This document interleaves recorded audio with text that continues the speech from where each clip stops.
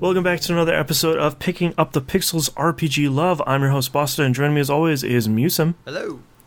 And Mina. Hi. Let's just dive right into it. Musum, what have you been playing this past month? I've been playing a handful of stuff, actually. I feel like I've been incredibly busy, but I've somehow managed to fit a few things in. So, the first game is something I think I desperately needed in my life. Okay. And that is Phantasy Star Ages. I picked up for like $8 on Nintendo Switch. This is the first Phantasy Star game, but they have added an auto mapping feature, so you can see the map on the side of the screen. That's right. They've lowered random encounters, and they give you more golden experience for battles. Nice. Which makes this this game is ancient. Like, if you've never seen or played it, like, it is like in the I don't know, Ultima. When did Ultima stop being text? Like Ultima 3 or something like that? And yeah. Like, it is almost that. Like, you have a little overhead person that goes somewhere. You have 2 buttons that are functional in the game. Right. It was a Master System game, right? Yep. Yeah, so it's like Megami Tensei, like Shin Megami Tensei, like the first ones where it's like a first-person dungeon crawler, right? That's how all the dungeons take place. And then all the towns are an overhead view, like maybe Wasteland is a better comparison to where this is technically. Because I think Wasteland does that too, but I could be wrong. Maybe Wasteland's always overhead. Anyway. So this game stars Alice is your beginning character. Her brother is killed by King Lasik, which makes for lots of really great puns during the... It's like Lassic. Like, I get they were probably going for something with laser or something, but, like, you just get... Right. I think I posted it to my social media where someone, like... Oh, what? I should have looked it up before this. It doesn't matter. They're good LASIK surgery puns in the game. Right. So the first, I think it's the first character I got, was a huge surprise because I know nothing about Phantasy Star 1. And that is a character whose name is spelled Myau. I assume it is pronounced meow because it is a cat. Awesome. It is some sort of space cat. They describe it as a beast, and then you randomly trade for it, and it is kind of your... They don't have a thief class in this game, but it kind of fills the role of a kind of a healer and buffer type character. Then you get Odin, who is a white, short, blonde-haired... like, he looks like Duke from G.I. Joe, just about. Like, he's not what you expect with the name Odin. And then you get Noah, who took me... I'm just not sure what Noah's gender is. I'm not going to judge him or her for whatever he may or may not be. But he's your mage. Right. He or she. It is your mage. David Bowie is your mage. That person is your mage, yes. Right. I'm trying to be polite, not... What did this come out on the Switch? Yes.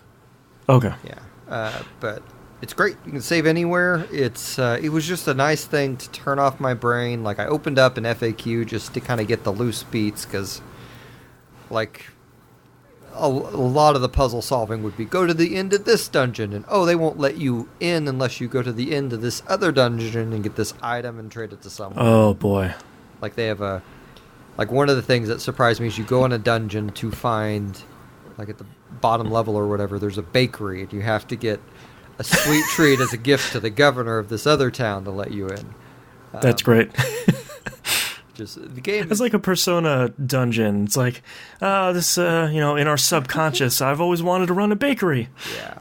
It's, I don't know. It was a lot of fun. And I don't think it took me that long to beat. I had to have beaten it in under 10 hours, although nice. Like, that last area of the game is no joke. Even with all those buffs and everything, it still was, like, very difficult to get through just because of the sheer quantity of the amount of stuff you had to go through without a heal point.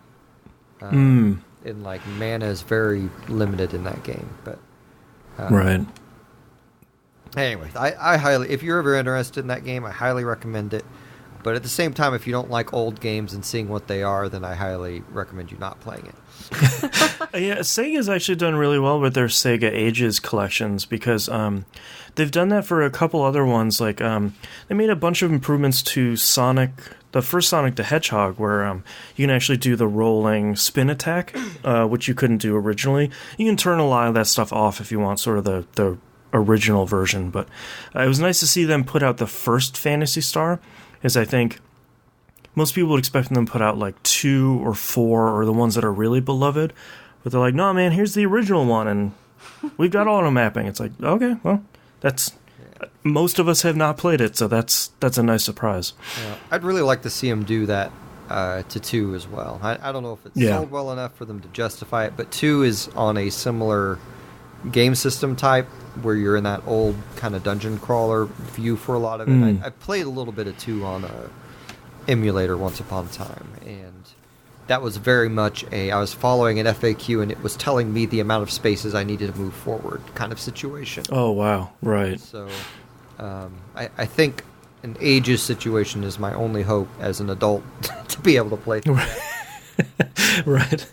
And I've played a little bit of 4 and I really liked that back in the day, so even if they just re-released 3 and 4, I bet those are still playable enough in their normal forms. But modern day updates is always appreciated, this stuff. So yeah. After that, I was kind of at a loss for what to play and was kind of wandering around. I booted up Tales of Vesperia for a minute, and like when I last played, I'd lost like an hour of progress or something, just due to not having a save. And so I made up that lost hour, got back in the forest, got Raven, a.k.a. Spike Spiegel. Right. I forgot his name is Raven. Yeah. It's his hair that makes me think of Spike, I think, is the deal. Yeah, the poofiness. Yeah. And then I got to the boss of the floors and got completely floored by him and tried like 2 more times, and I guess I just want to coast through this game. And this game wants me, I don't know what it wants me to do. I don't know if I need to grind, if I'm just genuinely terrible at the combat and don't understand how I need to be playing it or what. But the difficulty is uneven. I mean, even in the original one, it's sort of, you'd run into a boss. The wolf boss was the hardest, but there's a couple bosses you'd run into where it's like, wow, I got destroyed in like 2 or 3 seconds. Thankfully, the definitive edition has all those level up items you can use, so you can just boost your level by like 40, 50, 90, something crazy where it's like you can get super high level right out of the gate. Maybe that's what I need to do. Maybe I just need to go back in, because I haven't used those items yet, and I wasn't sure how many they gave me, so I was kind of thinking I'd save them strategically till I'm a high level and then just finish myself off the rest of the way to 100 or something like that. But if that's the case, I may just yeah, the level cap is 200, so don't worry about using those. I would just pop them right now. Near that for the game? Okay. No. I think there's a trophy for getting one person to 200, but like the crazy thing about the Tales games is like you're not expected to do nearly everything until your second or third or fourth playthrough, where you're like going through the grade shop and pulling. It's like, all right, I'm going to pull my character levels over, so I'm going to start at 65, and I'm going to keep doing that playthrough over playthrough. So maybe on your 4th playthrough, you're at 200, but you don't need to be anywhere near that or worry about any of that stuff. That's for crazy people like me. I'll start looking at using those items then. I really like the graphics of that game, and I feel like it's a nice, lighthearted world so far, and I like that the dungeons, like I'm very much trying to play that game stress-free, so because there's no map for the dungeons, I'm just that's right. going to wherever I'm going, fighting the boss, and leaving, and I'm not even worrying about whether I get every inch or not. Now, and I think the thing about a lot of treasure chests and Tales games is a lot of them aren't any good. So you're not missing like, if you took the 3rd left in the forest dungeon, you would have gotten this guy's super weapon. Nothing like that. So I think you're playing Vesperia right, where it's like, hey man, I'm just gonna fight some bosses and go through some dungeons. Yeah. The level upgrades are in the like you go to items, it's all the way to the right hand side. It's in the looks like that little like starburst icon. It's where all your special stuff is. It'll be in there. Yeah, I figured it was probably by the costumes, and I already burned one Yep. of the gold ones just because I was like, why not? That way, Yeah, I want to buy more swords. Grind for gold. Yeah, pretty much. I want to get more. Yeah. Like it has that system where you equip a weapon, and the weapon has skills on it that you get that you can unlock, after X amount of time.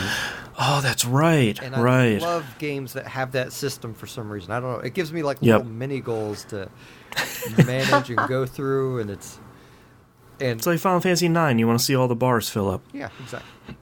So, Yeah. but anyway, well, okay, I'll give that another shot then. Yeah. But at the time, I just turned that off, and I started looking at what else I could do, and I realized Deltarune Chapter 1 was free on Switch. Yes. I also have to say, I didn't realize that Deltarune is just an anagram for Undertale. Oh, I see it. Oh. All right. Okay. Now I feel better because everyone's like, "Yeah, of course," and I was like, "Oh, I didn't." Okay, I didn't realize. I just thought Deltarune was a cool name, and then they're like, "No, it's just Undertale all mixed up," and I'm like, "Oh." I had a real Phoenix Down moment. I didn't know about the Phoenix Down thing till I heard Giant Bomb talking about it like a month ago. Me neither, and I was like, "Oh, Phoenix Down." Like, okay, gotcha. I thought it just meant like the Phoenix brings you from being down, not that it's actual down. Yeah. But Yeah. okay, so Deltarune is. My god. Did you not know that?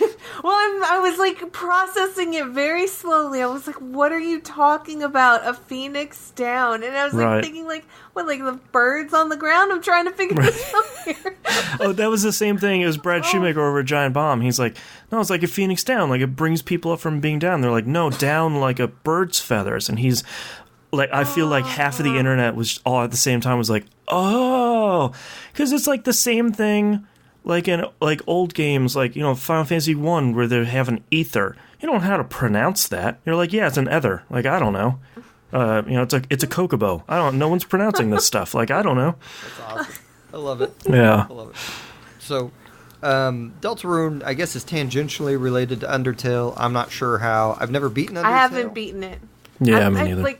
I got super stuck in a puzzle in Undertale. Super stuck. I finally, because that's been on a Let's Play that I basically halted 2 years ago, 4 years ago, something indefinitely, because I got stuck at one puzzle, and it frustrated me to the point that I was just done. And then, I brought it up on a stream because, someone was, questioning, something about Undertale. And I was like, no, this puzzle, I've been stuck on it forever. So they had me open it up. They walked me through the puzzle step by step. And I finally beat it. And they're like, okay, now you need to beat Undertale. And I was like, I guess I have to. Right. Got past that impossible. Yeah, I can't remember where I was in Undertale. I was in, I was up to the scientist guy, I think. Whoever that That's where I was stuck. Yeah, that's where I got through the boss fight where the quiz boss fight. After I finished that, and I was just like, no thanks. That's right where I got stuck. There's a puzzle right after that. It's like a jumping puzzle with the little jumping pad thing. And I jumping padded for about, 8 hours. I was just sitting there going I can't. My brain has melted. I can't figure Spatial puzzles is not happening. Yeah, so Yeah. I that is exactly where I stopped. Well, I'm glad that all three of us sort of pooped out at the same point. That's funny. So, I'm not as down on Deltarune as I am on Undertale. They have greatly improved the interface. So much so that it my first combat, the way they bring up the box for you to dodge whatever the bullet hell stuff is. Right. Is done in just kind of a really cool, smooth way that it didn't even occur to me that was what was happening. And I just nice. a whole bunch the first time. But, the interface and the graphics and the animation are somehow, way better. I'm shocked at how much the presentation on this has improved while it still looks graphically like the old one. Right. It's a weird experience. So obviously, like this being like the Undertale style game, I can't spoil a bunch of the things that I might have found cute about it, but I can essentially say this is about well, I can't say that. You get a party member this time, at least where I'm at. I'm only about an hour or so into the chapter, and then I kind of put it down for a minute. But this one seems like the first one I think was kind of lighthearted in a way, and it was kind of have that friendship is magic kind of theme to it. This one feels super dark, like interesting, really, really dark. Like they have this bully they are just trying to make creepy as hell to you like the entire time, and like your first kind of journey into this other world I think is done very like in a unnerving kind of art style while still sticking with like the art style of the previous one. It's really kind of cool to see. I don't know if I'm going to stick with it or not, but I like it a lot better than the other one so far. And I don't know if it's going to connect back around or if there's anything I've missed. I mean, a lot of the things appearing look like a lot of the character things that are appear like look like the Undertale characters, but they aren't. You're distinctly in a different place in a different world doing a different thing. So it's nice to see him keep his style though. Because I feel like Toby Fox has a very distinct style, not only for the game overall, but for the enemies and the characters you run into.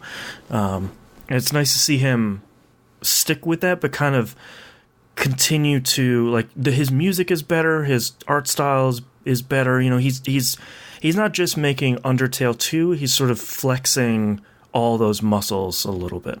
Well, and I don't think he could call, at least at this point, I don't think he could call it a sequel, since it seemingly is in a completely different place, just with some of the same types of creatures and such here. And plus, maybe Undertale got super dark at the end, I don't know.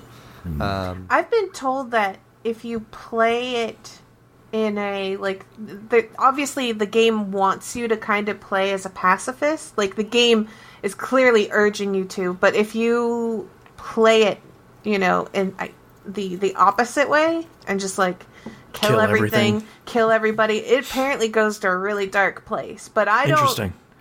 I would never do, like I can't even bring myself to do something like that. Like that's you know, that's just never going to be me because how could you kill any of those dogs? Right. They're just happy dogs. Did you play this on Switch, Musum? Yes. Okay, that reminded me. I just downloaded it while we were sitting here talking. I just downloaded it for Switch because his thing is, Undertale is out now on Switch. I think it's out for everything. Delatrune is out on pretty much everything at this point, and it's free. Chapter 1 is free, and he said the rest of the game will be for charge later down the line whenever he's done with it. So, and it does, like when you start the game, it says, "Are you familiar with Undertale? If you aren't, you should probably go play it first." So, interesting. There may be something there. I'm not going to fulfill that, though. Like anything I don't know about Undertale, I'll just go watch a YouTube video kind of thing. But it has my interest at the moment. And I think it's free. I think it's worth booting up and going through the intro just to see that, like his style and how much the UI of that game's improved. But so after that, I continued my journey of what else do I have on my shelf that I haven't played that maybe I should give more time to, and I plugged in Shining Resonance Refrain. Another game that I don't know if I'm gonna follow through on. This is like I'm starting to suspect this is like a weird, like harem Tenchi Muyo type situation. Okay. I could be wrong, but like you are in Shining Resonance Refrain, you're a character named Yuma, who also happens to be the Shining Dragon. And you find this out, and you can turn into a dragon in battle, basically anytime you want, as long as you have MP. And then if you run out of MP, you'll go berserk and attack your teammates or something. Interesting. I haven't really quite figured out why you don't want to be the dragon unless you are fighting something that is that will kill you quickly, and then you just kind of want to play that game conservatively. Like I fought another dragon that game last night where he was just like an HP sponge and literally took 15 minutes to beat. Wow. And whenever I turned into a dragon, my whole team died, and then I'd die, type of situation.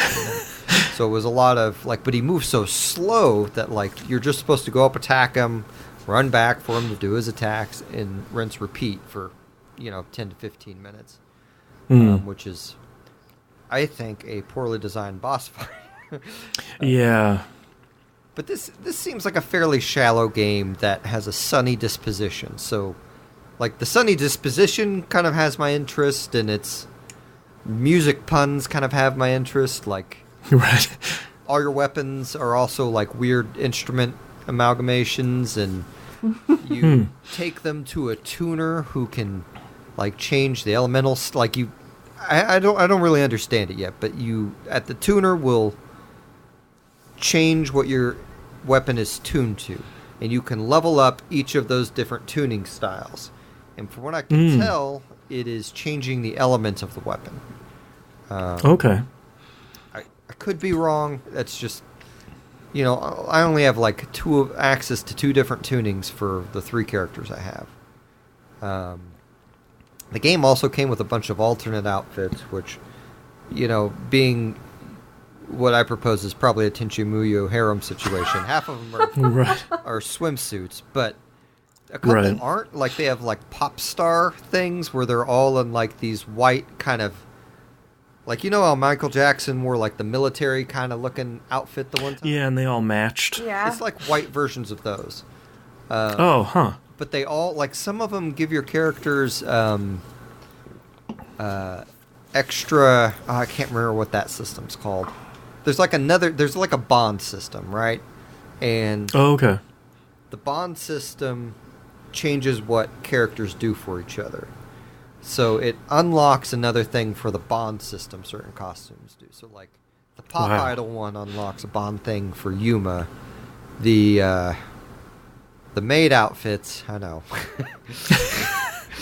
unlock a system for the 2 side ladies. So I don't it's funny, like there's a lot of systems in the game, but at the end of the day, like you're on kind of a open world map reminiscent of like Ys 8, I think I'd compare it to, where you see the enemies on it.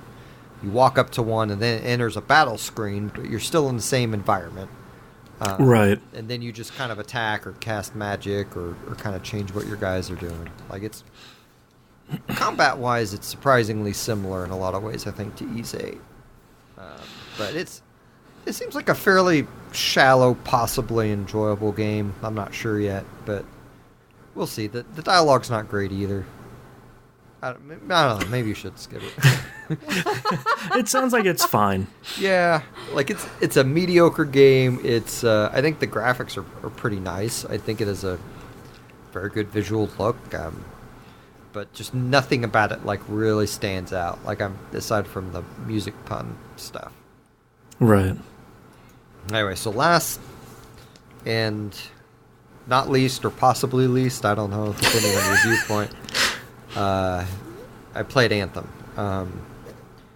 And I don't... Yeah, you and I actually played a couple missions yesterday, I think it was. We did. I finally got to play. Yeah. I played with you and my wife, and that was a grand total, I think, of 3 missions. Right. 2 with you, 1 with her. Yeah. And I don't... This is probably less of an RPG than even Destiny is, but it's it's by our friends at Borrowware. By friends, I mean I guess we're fans of them. Right. I guess starting out in the positive, I really like the flight. I chose Interceptor for my first class. The Interceptor class, to me, plays a lot like doing melee and Warframe. Right. But not, like it's fast, but not Warframe fast.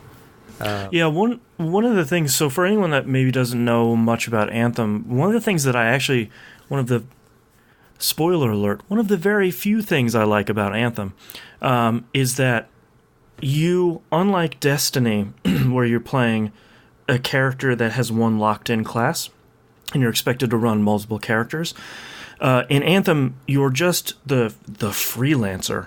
So you're just one character, and you get access to all 4 of the javelins, the different suits. Those are your classes. That. Yeah, I actually really like that. I like that. That's a positive to me. That kind of works like the way Warframe does, where you have all these different suits. You don't have to like log into a whole new character. You're not replaying the same content 3 or 4 times. Yeah. And so Musin picked Interceptor, which they big selling point for that is that it's very fast and it's melee focused. I picked Ranger for my very first one, which is really the jack of all trades one. It's not great at anything, but it's sort of average and I think it can use the majority of the weapons in the game. There are a couple of weapon classes that only the Colossus can use because they're the big, heavy tank class. They have very, very big weapons that only they can use. And the last one is Storm, which is their mage class. It's the one where you're going to sort of float in the air and cast spells and do stuff. Surprisingly wasn't crazy about that class. It's a little too squishy for how I want to play that game. And I haven't tried the Interceptor yet, unfortunately. Yeah, Colossus I just got my second suit, and I chose Colossus, and I played it for a mission, and like the moveset with it felt good. Like his melee is, he hits the ground, and you get like this weird little quake thing around you that just kills everything, and that's appealing. And it gets a shield, which I question how useful that actually is. Right. Because it's not like, in Destiny or in Warframe where you put a giant globe around you that protects you. It's a literal shield that you put in front of you that you can't. Right.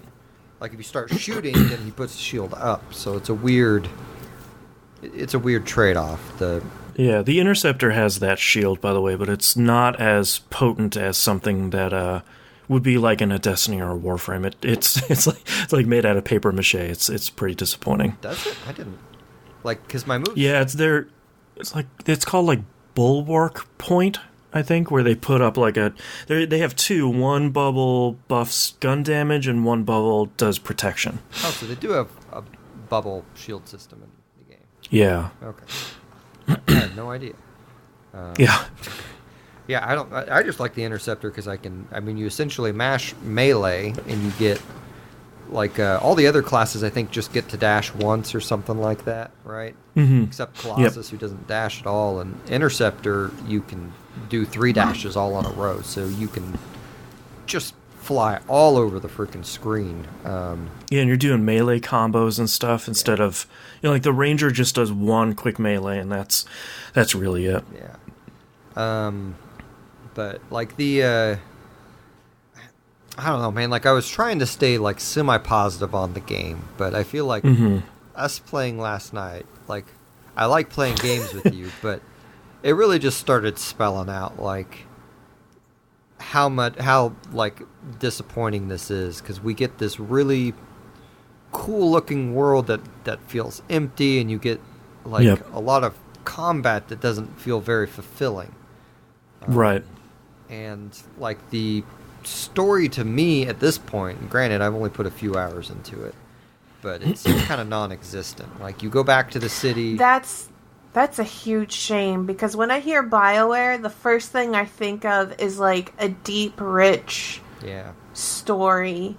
And that's what when I hear BioWare, that's what I'm jumping in for, is a really good story. And yeah, I finished the game, so I was probably about 15 hours in. Oh, you finished it? Yeah, I got over the 2 sort of brick wall quests that the game provides you with, which are just the worst. I think the story it's really a bummer because it's largely forgettable, and it sort of it commits the Final Fantasy XIII sin, where it is just throwing a ton of phrases out at you that don't really, the Cenotaph and the Anthem of Creation and Freelancers and all this other stuff, and the game expects you to, 1, sort of assume a lot, and 2, read the codex, which they call the cortex in the game. No. But the problem is that you're so encouraged to play with other people. Even if you set a mission to solo, the game sort of like wags its finger at you and it's like, hey, don't forget, like you should really be playing this multiplayer. So you don't really get a chance to read all that stuff because you're always like pulling down 3 other people, or the game is pulling you ahead because your party has moved ahead. So you don't really get a chance to interact with any of the lore, any of the stuff that's in the game.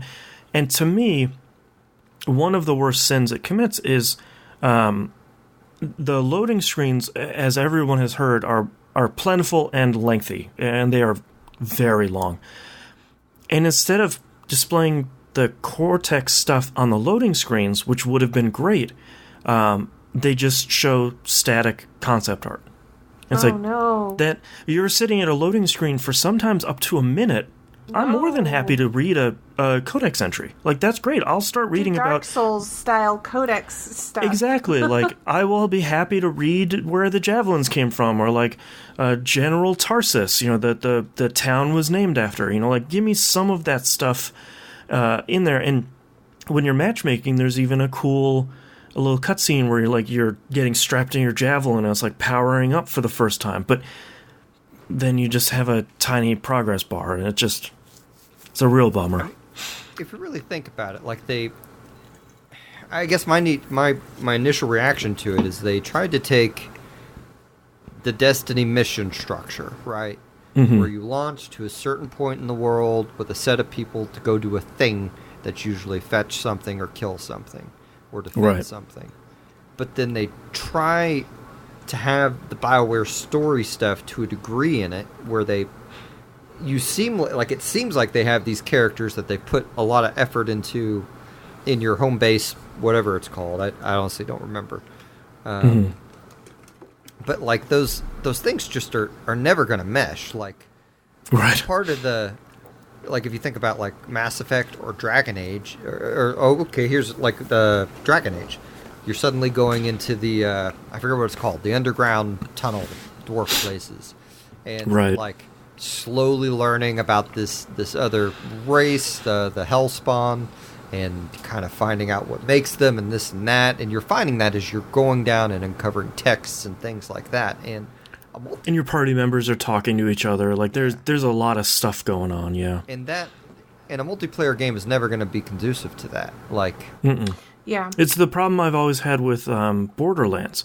It's like there's all these people talking, especially in town and during missions and stuff, but I'm shooting stuff right now, and I'm so encouraged to play with other people that you're really both feeling pushed through the game, and there's like gunfights going on. I'm talking to my teammates about, hey, I fell down. The death screen is super boring. Can someone please, God, come and res me? That's it doesn't jive at all. Yeah, and I really wish. I feel like it also feels like they made these core mechanics that they have, and then just very hurriedly made the rest of the game and put it out. Yeah. And I feel like they would have been in a better boat if they had just tried to make a good 10 to 20 hour single player campaign and then have the multiplayer separate. I don't understand why game companies don't do that, period, because when I hear a game is going to be a multiplayer game, I've already almost written it completely out of my agenda, because it's just like I'd have to find people to play with consistently. Yeah. And it also takes up so much time because then we have to schedule and stuff. And I really want to sit down and play a game on my time and enjoy it during my time. But if it was like a game that I could have single player and multiplayer experience, I'd be like, oh, I'm down for that, because then I can just play by myself, and then when a friend's on, I'm like, hey, let's go play this multiplayer game. It's like what Diablo 3 did really well. You have your single player that you can grind or you can do whatever, but it has the multiplayer and drop in, drop out whenever you want someone to hang around. And I think that should have been the blueprint that BioWare should have been chasing after. But instead, they seem to have been chasing after Destiny more than anything else, but they never... the whole package doesn't really come together like something like Destiny eventually did, or I haven't played the First Division, but that eventually got there. But like even comparing Anthem to Diablo 3, Anthem doesn't have a character sheet, so you can't see how much overall, like how much all of your gear increases your crit damage or your cooldowns or anything like that. You just get this number that says like, oh, now I'm like 195, I have an uncommon javelin, or I have a rare or epic javelin. Like, that's really it, even though there's all these stats on your gear. And that's... They tried to make a loot game, and I think they failed on nearly every aspect of it. That's unfortunate.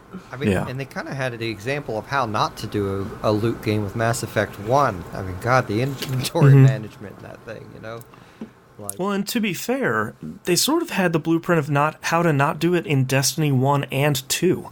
Like, both of those games stumbled a huge amount right out of the gate. So you sort of knew where at least your launch product needed to be with...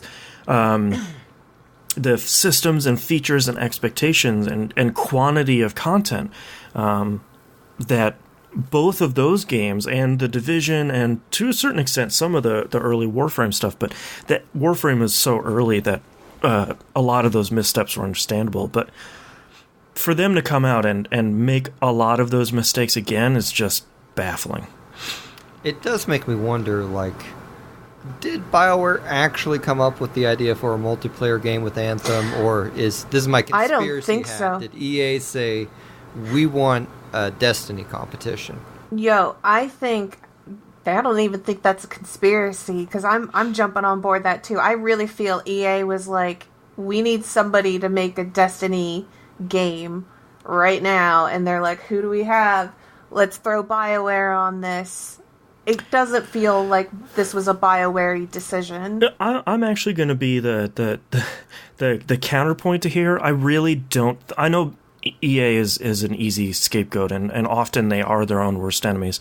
I really don't think this was EA in this point, because I think when you look at their two other tentpole releases in Mass Effect and Dragon Age, Dragon Age has had one... out of 3 games being a critical and sales darling. That was the first one. 2 was bad for a lot of reasons. You can blame EA for that one. And Dragon Age Inquisition, they had already EA had poisoned the well on that one. Inquisition wasn't going to win no matter what. And Mass Effect sort of was tripping over itself over time, and Andromeda just sort of like, they tripped right into the grave on that one. I think Andromeda was good. I didn't play it, but I thought it was good from the people I heard it was. Was it not that good? Not that it wasn't good. We don't have the time to get into why perception was so bad on Mass Effect Andromeda. That was a fine game.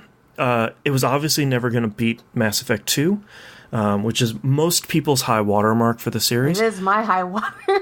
Yeah. But I think Andromeda was sort of the nail in the coffin for Mass Effect. And I think if you're not someone like CD Projekt Red, or you're not In Exile, or you're not some of these companies that are making it their mission to make single-player offline RPGs, I think you can look at Mass Effect 3 and Andromeda and some of what 2 is trying to do, and you can see the natural progression from those games integrating more multiplayer stuff and Horde mode for Mass Effect 3, which was really good. They should have just made more of that. And I think you can see Anthem being the natural destination for that stuff, but their implementation of it is so off base that it definitely, I think, externally looks like, well, obviously EA wanted a Destiny killer instead of BioWare wanted to make a full version of Mass Effect 3's multiplayer. I think they wanted to do that, and they failed on nearly every decision to do that. You know, actually, that would have been... I guess they couldn't do it after Andromeda, but like just making a Mass Effect, like, hey, we're going to make an entire game that's all multiplayer and all you're doing is fighting battles in like the last big Reaper War, or maybe it doesn't even have to be that. It can be the First Contact War or something like that. Sure. With it's the class-based, wave-based stuff they did in 3 that was really good. Yep. I mean, they could probably make something really fun there. Like, I really like the 3 multiplayer, like you said, and since they've added all the stuff to 3, I absolutely adore 3 at this point. Mm-hmm.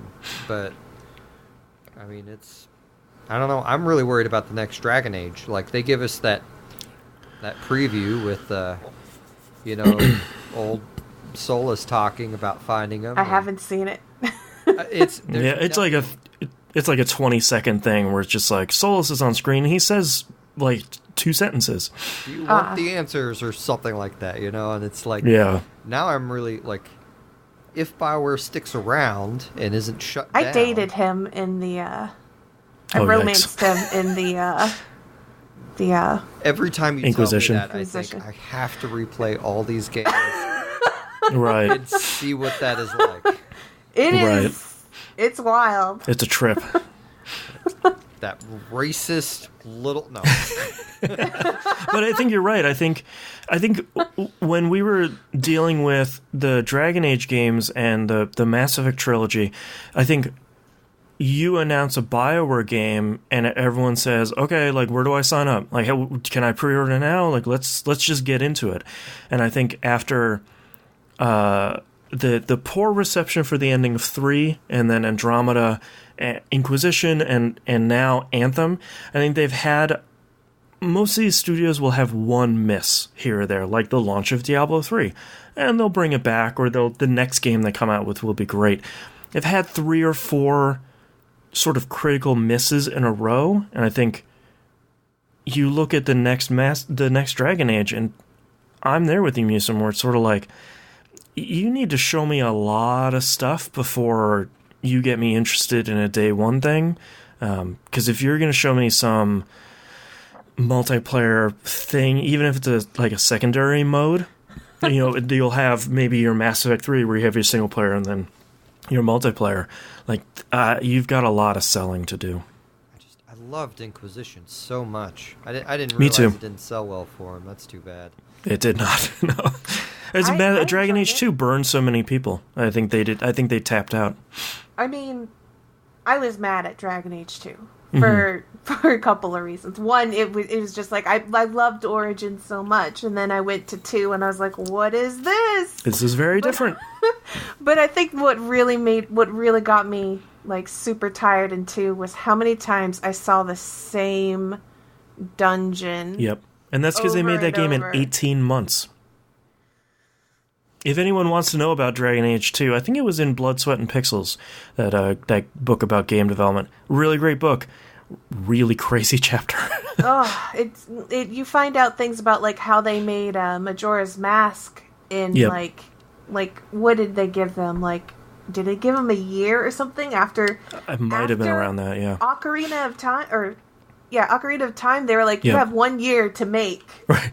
Make a brand new one. Zelda game. Yeah. And that's why it's got so many reused assets in there, is because they had to, you only have like a year to get that game out. Yep. Woo.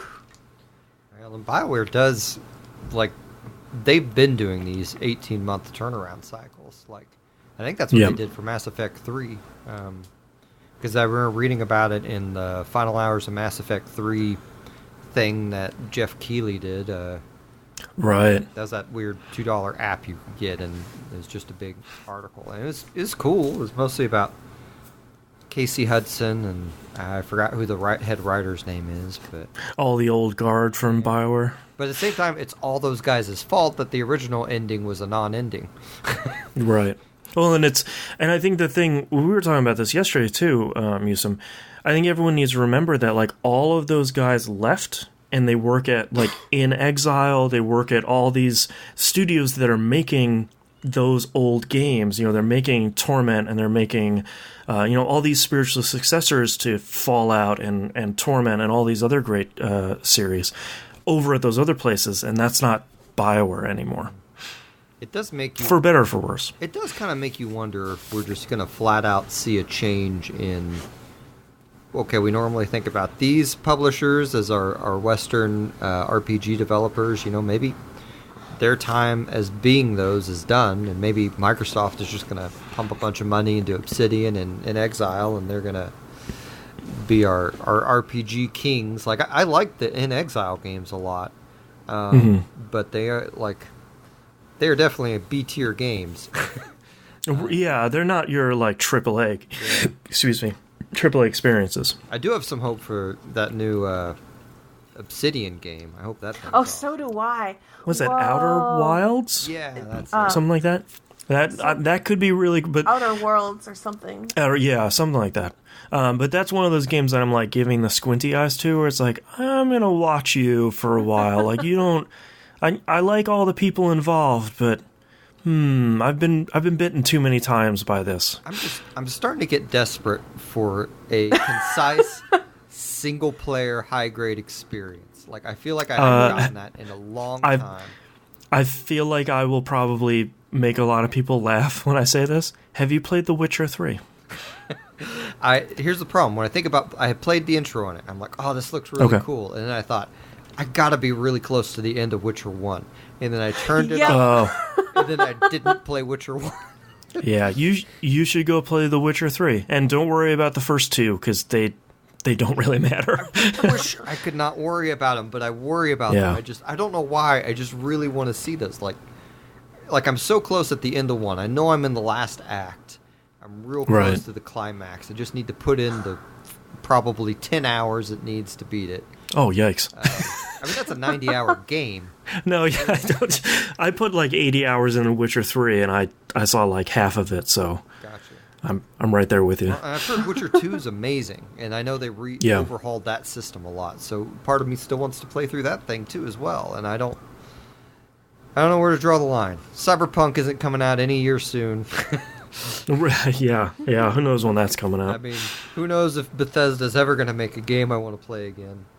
Right. Like BioWare evidently isn't. Yeah, we've got Obsidian and In Exile keeping us... I'm shaking right now. And harebrained schemes, that's the other problem. It's like, I really want to play through BattleTech, but I don't want to play a game on my PC right now. I don't know how I flip-flopped over the years to not wanting to play games on PC, but it's happened. Right. But anyway, so that's all I guess I'm complaining about, Anthem. Yeah, I have nothing else good to say about it, so I'm not gonna keep beating the dead horse. Well, that is all I've been playing. All right, Mina, how about you? All right, so I didn't play a lot of RPGs this month. I played a lot of other different types of games, especially mobile games. I played a lot of mobile games, but I am not going to force us to listen to me talk about all my mobile games. So what I'm going to talk about is the sparingly few RPGs I played, and most of it was influenced kind of by like the news announcement section. So I watched that Nintendo Direct, and I got so much hype in me, I couldn't contain the hype. Yep. So because of all that hype explosion, I was like, I need to play all these games that I have that are related to these games. So, well, I opened up my 3DS, and I was going to start playing Rune Factory 4, and I did eventually get to it. But before I did that, I was like, oh, you know what? I really want to play that not old, but like that Harvest Moon game back when Natsume was still making or publishing the games over here for us in the West. I was like, I'm going to play that Harvest Moon: A New Beginning, which was their last one. I repeat, their last one before it was, they never got another one of those. And I played for a little bit of it, and I immediately remembered why I cannot play this particular Harvest Moon game. And I went immediately to go play the latest one that we've had, which is the Story of Seasons Trio of Towns. And I'm going to explain this for anybody who's interested in playing like a farming simulation game and you're like, should I play a New Beginning or should I buy Trio of Towns? Play Trio of Towns, and here's why. So, first of all, when you start a New Beginning, which is the Natsume one, when you start a New Beginning, it starts with basically like maybe like 4 or 5 people in the entire town that live there. Maybe it was 4. Maybe it's 4 and then you get 5. I don't remember. That is a sparingly few amount of NPCs. Right. And then, but the other thing is like the town map is like almost devoid of anything. It's just like you got like a couple of houses just like there, and then there's this wide open nothing area. And the way this game works is as you progress through the game, you slowly are able to build up the town. So you have like this town building up sort of thing, and people slowly move into your village. The thing is you really can't fast forward this process. Like you can't work towards this process. It has to like it's drip feeding you in the worst kind of drip feed, out of your control drip feed. And for the first entire month, you can have basically no progress in anything besides growing crops. And that is awful. Yeah. Because you get kind of bored because you're like, I can't build more barns. I can't work towards, getting new people to move into this village. I can't upgrade anything. I can't till any more fields because like they've limited you to only tilling X amount of fields. So it's just like, there's a lot of like, you're going to be doing a lot of nothing. And it doesn't even like give you an idea of like progress and how it's going to work. So you're just kind of twiddling your thumbs and thinking like, is this the game? Question mark? Is this what I got myself into? So that's how that game starts out. That is awful. And the thing is like, it just like compounds into way worse things. So another thing is if you are in the town during certain hours, you have like this unskippable like 60-second feeling cutscene that happens every single day of the game. Oh boy. And it's unskippable. You can't mash to progress past this. You just have to sit through it. And so there's like, so I could complain about so many things about this game and how it hinders you and upsets you in every single way. And then it's almost like if someone were to hear all the cries of everything I hated about this game and just be like, I hate this, I hate that, I hate like all of this stuff, you're really making this bad for me. It was like someone was like, I hear you. Okay, when we make Trio of Towns, it's not gonna have that stuff. Right. It's almost like it's only gonna have the good stuff you want.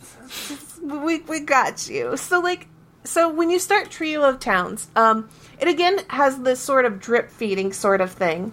And the thing is I don't think drip feeding's a bad thing. It's a good thing, and as long as you do it right. So the way Trio of Towns starts out, they give you a free little barn, a free little chicken coop, lots of fields, more fields than your stamina could handle in the first place. So, oh man, you only had like I don't know, like 4 squares that you could till in the A New Beginning. This one they give you like 6, 12, I don't know, maybe 16 fields or something like that. I don't know. A drastic number difference right there. I don't remember the number specifically, but so they have all of that. And it's throwing different systems at you pretty much every couple of days. You get like a new system being introduced to you. So there are 3 towns, but you only have access to 1 town at the start. It's like the paths to the other 2 towns are broken down. You can't advance getting to those towns faster. However, halfway through the first year, one of the towns becomes open, and by the end of the month, the first month, halfway through, it opens up one path, and then once you finish that month, the the other path opens. So you basically get all of that unlocked in like the span of a month. Nice. And in between there, you get things like, oh, let me introduce fishing to you. And then it's like, oh, let me introduce part-time jobs in this game. Oh, let me introduce this town link thing that basically sending crops to a town will increase its rank and then they will sell better products. So you're actively working towards a lot of goals, and they have like a lot of like different shops to work towards. New villagers are moving in the time that you're like in this first couple of days or whatever. So it's really nice that it's got all of this stuff going on. And honestly, by the time you get to the point where you start feeling pretty confident that like, yeah, I got how this works, and you're just like, I wonder when the next thing's going to happen in the game to like let me do something else, it opens up. It's almost like the game's like, okay, you've had enough time to, figure out your daily schedule with that. Let me throw a wrench in that now, and we're going to add something new. Right. And instead of waiting a full month before you can start building and upgrading things on your farm, about halfway through the month, it's like, hey, let's talk about building things that you definitely do not have the money nor materials to work towards. So the game is just kind of like, it's steps before you start questioning, like, I'm starting to get bored with something in this game. Mm-hmm. Please give me more. So while it could have been just as easy as like just open it all up to you from the very beginning, which they could have done that and that wouldn't have been a problem, this sort of drip feeding kind of like guides the player without being too hand-holdy, in a sense, where it's not like, hey, water that crop for me. I'm going to watch you water the crop. And then It's like, okay, you've successfully watered the crop. Okay, let's move on to the next step. Like, it doesn't do that to you. It's very much like, no, you have full capability of doing whatever you want, but it's like within the realm of like this stuff that we've taught you so far. Right. So that sounds way better. It is way better. It is so much better. So I like Trio of Towns a lot, and I ended up really, like, I remember someone asked me before, like, which Harvest Moon or Story of Seasons game I would recommend. Probably Trio of Towns. It's the newest of all of them, and I know that they're going to be coming out with another Story of Seasons game. I always want to say Harvest Moon, and I've been trying to not say that because I don't like the Harvest Moon that exists now. Right. It's a very different series. It's very different. Night and day different to me. But I really like Trio of Towns. I think it's one of the better ones. I think that it has a lot of good stuff in it. And so I enjoyed playing that. And then I went to go play Rune Factory 4 because I am so hyped for Rune Factory 4/5. And I know we're going to be talking about 5 and 4 in the news section, but seriously, if I were to be stranded on an island and I could only have one game in my 3DS and it would be like the only game that I could play on this island for the rest of my life, it would probably be Rune Factory 4. Wow. I love it that much. I love it so much. I have bought it multiple times for multiple people back when I had like a good paying job. I actively would ask people like, hey, do you own Rune Factory 4? No, you have a 3DS? I'm buying that game for you. Right. Here it comes. That's how much I love that game, was that I would buy it for other people to play. And I think it's just because it's a game that you can really fine tune to the needs of yourself. So if you're a type of person who's like, yeah, I like the farming aspect, but I really want to do the farming aspect, and all the other stuff I really don't care about, you can basically tune down the battle to the point that it's so easy that you're just walking through and you can just, like, every monster you cut through like butter. So you can do it like that. If you're like, hey, I'm way into the crafting aspect, you can get really into the crafting aspect, and you can make all kinds of overpowered weapons and really figure out like what materials make what sort of weapon powerful, and you can keep upgrading your weapons and leveling that skill up. if you're like way into the farming aspect, you could farming and fighting aspect, you can grow dungeons, like tree dungeons and stuff, and you can go through there. If you're like way into just the fighting and you're just like farming stupid and I don't want to do the farming stupid stuff, what you can do is that you can capture monsters and have the monsters take care of your farm for you. Oh, cool. And so like it's like I don't want to do anything with the stupid farming thing, but I want the materials that you can get from farming. So like the monsters will do that all for you. And then it's like, yeah, I just throw fodder into the bin for the monsters to chew on, and I've done my job here. Move on, and then like it's just kind of like a game that's like it has too many systems. I would say that this game is trying to accomplish too many things at the same time, and it works.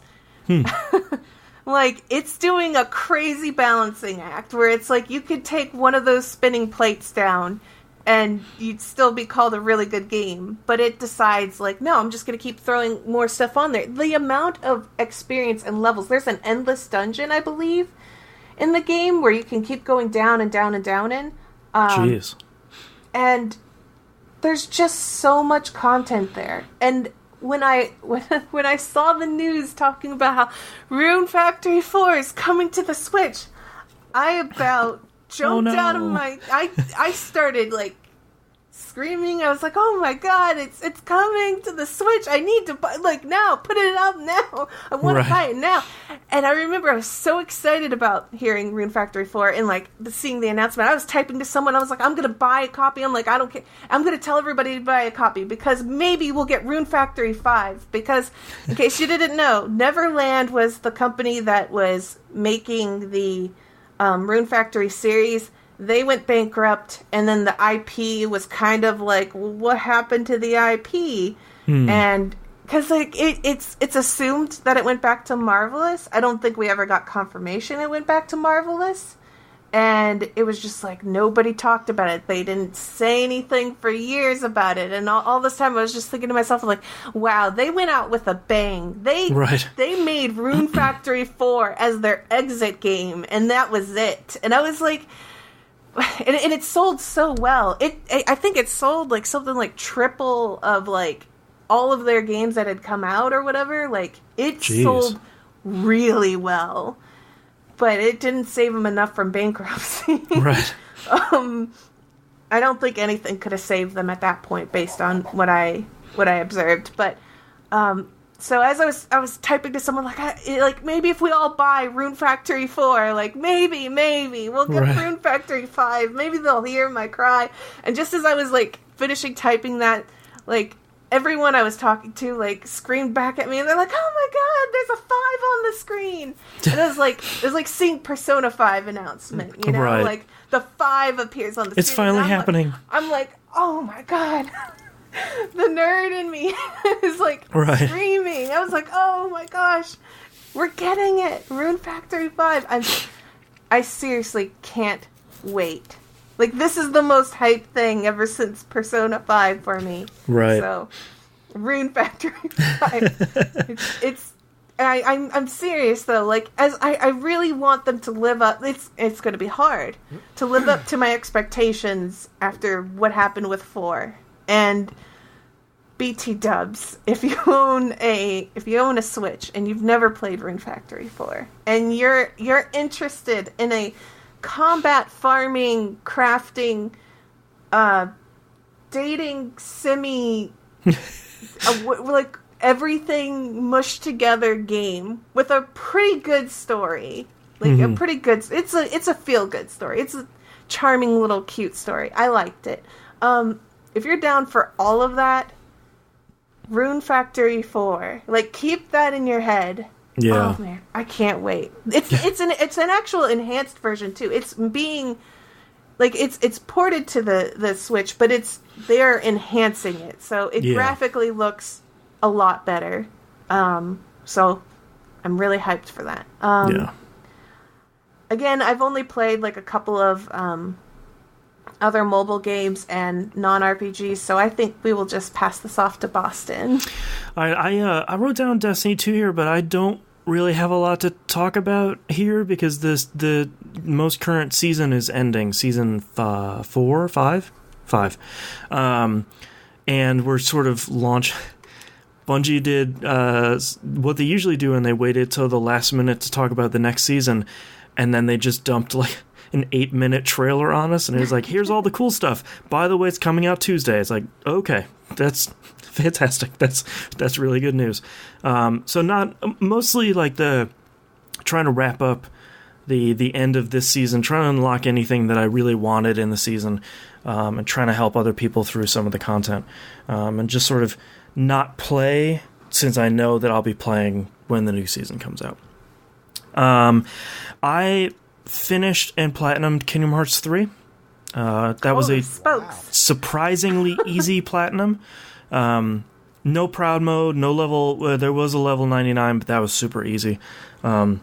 Most annoying ones were like collect all the cooking ingredients and get an excellent on all the cooking things. I obviously will not spoil Kingdom Hearts 3. That would be like the worst possible thing. I was really happy with how it ended. I think largely because I didn't have an ending in mind already.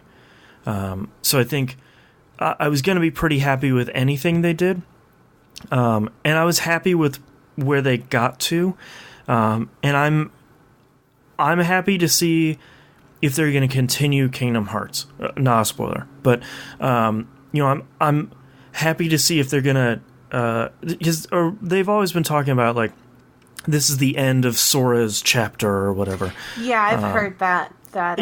Yeah, and they're like, we're wrapping out the trilogy of 12 games, and I feel like they did put a good bookend on it. But I'm curious to see if they're going to continue Kingdom Hearts something in the future. But I enjoyed Kingdom Hearts 3. I thought that was great, and I'm happy to see that saga has now come to a close. As far as we know, they might just put out more of it, but so actually they just announced a bunch of DLC, so and it will never end. Kingdom Hearts will never end, I guess, and I'm super happy about that.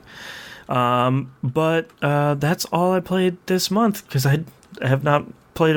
I played a lot of Darkest Dungeon, but we're talking about that over on TVGP's We Roguelike It, because we thought it was a super hardcore roguelike, and it's actually a super hardcore RPG with a little bit of roguelike elements. If you have not played Darkest Dungeon, you should really go do that. It is a difficult, sometimes oppressive game, but man, is it good. I put in a little over 20 hours the first week we played, because I just could not stop playing it. And I've actually started back over on PS4, and I'm going to try and beat Darkest Dungeon. I know that's not a thing people do because you don't really beat it, but by God, I'm gonna do it probably. Maybe we should talk about that sometime because I've played it quite a bit. Yeah, I always get kleptomaniacs. Kleptomaniacs are the worst. Anytime I get one of those, they just right out of my town. Yep. Like you're fired. You're out of here. They're the worst. I haven't played it since it released. Are any of the console versions any good? I'm really happy with the Switch version. So I have it on. I had it somehow on PC. Like any game in Steam, it just sort of shows up. I have the PS4 version, which I think is good, but I think the control scheme they have for the Switch version is probably my favorite. They got a really, really good control scheme down with the two Joy-Cons, with the added bonus of being able to use the touchscreen. Ooh, that sold me. So part of what I like is you can click on enemies, you can click on your attacks. I don't like doing that. What I really like is being able to click and drag party members from your roster into the bar, or get them their maladies taken care of, or anything like that. Or you can click on them and upgrade their equipment and stuff like that. That, to me, you can do it okay in the PS4 version, but being able to click and drag and like tap on individual stuff on their character sheet on the Switch version is really where it's at.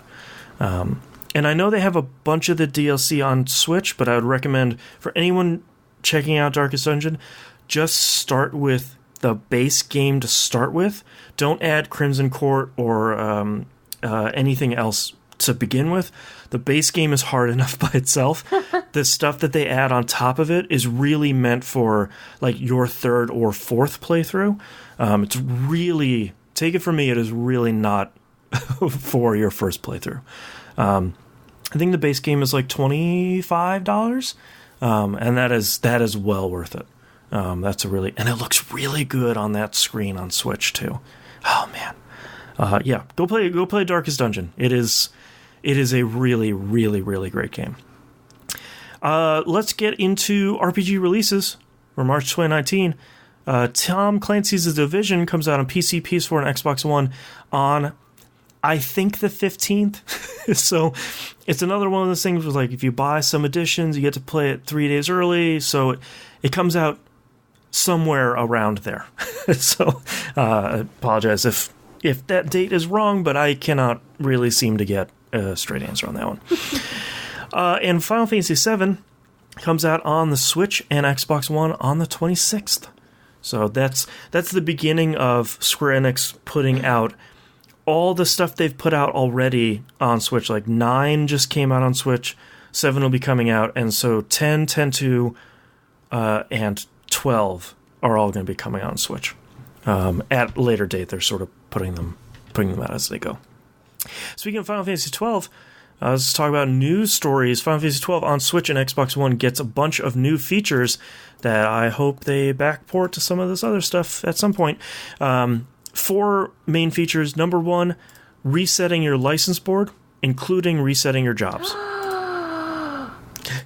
Mina is correct. That's a really big deal. It'd be nice if they would put that in the other versions. Please. Because that would mean you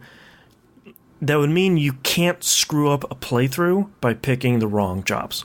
That would make recommending Zodiac Age even easier by saying, just play it. If you don't like it, go talk to Mont Blanc and he'll let you reset. No big deal. Additional Gambit sets, which is fine. That's not the world's biggest change at all. They're improving New Game Plus. Your party members can start at level 90 and carry over some equipment, magic, weapons, gil, some stuff like that. So you'll carry over even more stuff. And then the Xbox One X version will be at 60 frames per second, which is really great. That's going to look really good at 60 frames. I think the PC version can already do that. But Final Fantasy XII is really good. And especially that first change will make Zodiac Age even better. Go play 12. 12 is good. Please. Next news story here, Darkest Dungeon 2 has been announced. As I am now getting into the first one, they're announcing the second one will be in early access. Same as they did with the first one. They have a sort of a lengthier early access thing. This one looks... The whole conceit about the first one is you're sort of delving deeper into the estate that has gone, in some sort of eldritch way, has gone horribly wrong. And you don't really go beyond the estate's borders. The thing with Darkest Dungeon 2 is it very much looks like you're going to be climbing up a mountain. As the storyline conceit for this one, which has me really excited to see how they're going to potentially do, point A to point B thing, which is very different from Darkest Dungeon 1. And they're bringing over the same narrator, so that's a big selling point for Darkest Dungeon. And Wayne June will be back as a narrator again, which is really good news. And that's sort of all we know at the moment. They're really keeping this one close to the vest. I don't think they even have a release date for the early access to start, but that's really good news. We need more cool, different RPGs out there. And last but not least, like Mina was talking about, there's a Nintendo Direct that came out this month. Usually we don't talk about them because they don't have a lot of RPGs in them. this time was basically all RPGs, which was a very nice change. The first one they showed was Fire Emblem Three Houses, which they spent a ton of time talking about the houses themselves and how it's like a magical school, which I am way into, and all the different factions and stuff, and very little gameplay, which probably means that it's just another Fire Emblem game, which is okay. But I don't know too much about that game because I sort of started tuning out when they started doing a lot of lore stuff, so I guess we'll know more during launch. But that coming to the Switch could be really good. I'm hoping that turns out all right. You also showed Daemon Ex Machina, which I know, Musim, you played the demo. Oh, yeah. Is that an RPG? I mean, I guess... Not really? It's as much of an RPG as Destiny or Anthem is. Like, okay. It's a mech customization game. I think your character went up levels. I know you could replace... Like it's weird because you have a thing you can do that will give your mech you extra piloting abilities and abilities outside of your mech. And when you go to it, they're talking about implants and stuff. You're thinking, this won't be a big deal. And then you do an implant, and they literally replace your legs with robot legs. That's super cool. I want robot legs. The mech customization feels to me like a design your own Gundam, which is, feels amazing. Like, and when I say Gundam, I'm more talking like Universal Century style, like more the militaristic ones, more like Front Mission's Wanzers almost. Not quite that boxy. Okay. Like it still has like the humanoid form. It's just not like the stereotypical image that you think of when you think of Gundam. Right. But like it looks like something Char would drive in one of the recent Gundam animes. But less like Gundam Wing and more like some of the other more down-to-earth ones. I really like that demo. I think the gameplay's pretty mediocre, though, which it's going to be a weighing for me of... Like, I'm going to get the game, I think. I think that demo sold me on the game, but I think in terms of me enjoying the full game is going to be dependent on... Like, I know I'm going to love the customization, but I'm worried that the bosses and such will be a little bit too much of an enemy sponge, but, like... Right. Maybe an example would be better. So the boss in the demo is this giant spider tank thing. Like, you're tiny compared to it. And I tried playing it a few times and kept dying because it just took forever to kill. And I looked up on a forum. And then in the Google search, I saw, use enemy's gun to shoot enemy. And it turns out, and I went back and did this, like, you just focus fire on this gun. It falls off. Your mech grabs this... skyscraper-sized gun. That's super cool. It just blasts the enemy, and now it's like, were there other parts of the enemy that I could have blown off and maybe used against Can I take the spider legs? I don't know. That's cool.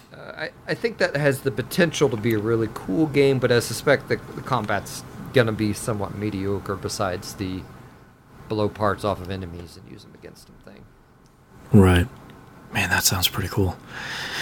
Next up was Rune Factory 4 and 5, like we talked about already. This will probably be me picking up Rune Factory 4 and then disappearing for about 200 hours in the wilderness, which is say goodbye to my family, but the Rune Factory on Switch is probably the best place they can put it. That I'm hoping that will do well. They also announced Marvel Ultimate Alliance 3 is coming out this summer. Still a Switch exclusive, which... mind-blowing. Yeah, it's just baffling. They're not even doing like a timed exclusive wink sort of thing. They're sort of like, no man, it comes out on Switch. That's where it's coming out. I mean, so we'll see. It's Activision though, right? Like they gotta just be. Yeah, I think so. They gotta just be holding their cards to their chest. Like they probably can't say it until. Right. I just can't like imagine. A year later, it'll come out on everything. Like between Activision and Disney. I mean, those companies like money. Right. Yeah. And especially, I bet Ultimate Alliance 3 will probably come out whenever the next Avengers movie is coming out or something. Oh, they might come out with that and be like, hey, now this is out on PS4 and Xbox One. All right. That's sort of what I expect. Dragon Quest XI-S is coming to Switch this fall. This was the... so they had announced originally in, I think it was Japan, it was 3DS and PS4. In the US, it was PS4, PC, and Switch. We're not getting the 3DS version for obvious reasons. But originally it was just, hey, Dragon Quest XI is on Switch. But they've now announced that it's the S is for Switch, but it's also this sort of different definitive version, where thankfully some, if not all, not super clear, of the soundtrack is orchestrated, which, yay!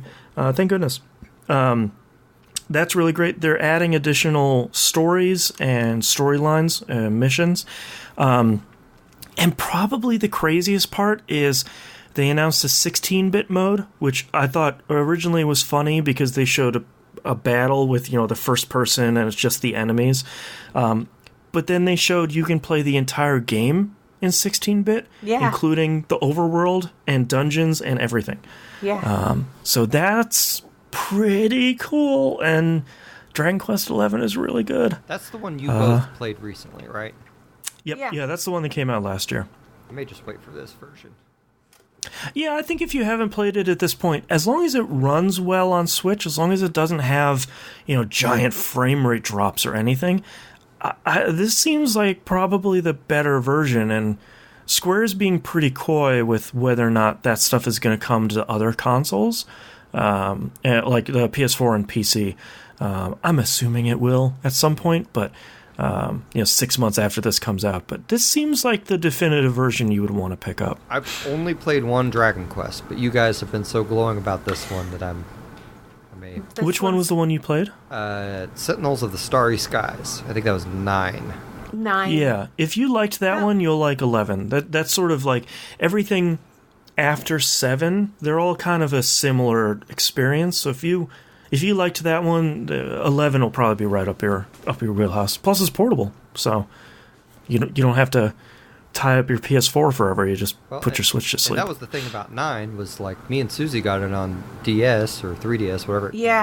It was the DS because I still have it, and I like playing it, but a lot of people don't like that particular game, and a lot of it is because the game kind of doesn't have like a real main character and a real story. It just it kind of feels like a really like generic, choose your avatar sort of like, and you're just kind of walking through a story rather than being completely a part of it, which I liked it, but it's very different. It's a departure. And I really liked stories in that game. For that one, I think it just hit me with...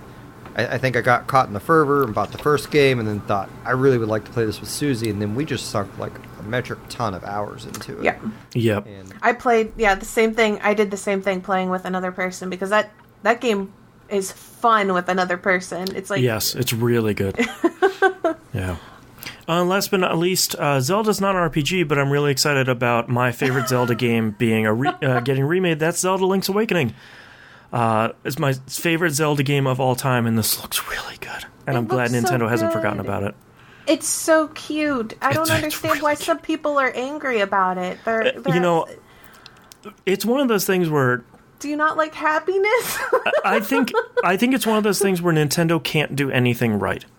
For a lot of people, like if they would have just remade Link's Awakening and just like cleaned up the pure 2D style that it was in, that wouldn't have been enough. You put it in 3D, people are gonna be mad.